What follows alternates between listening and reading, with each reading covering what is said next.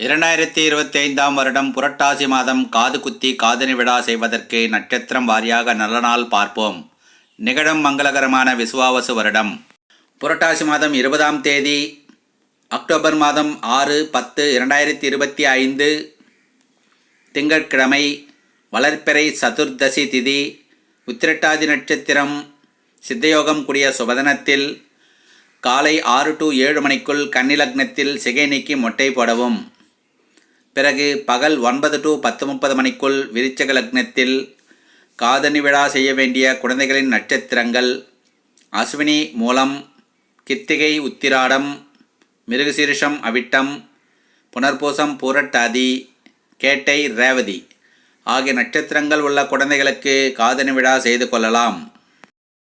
திருமண பொருத்தம் பார்க்க, ஜாதக பலன் பார்க்க, நல்ல நாள் குறிக்க புரோகிதம் செய்ய அணுகலாம். கட்டணம் உண்டு.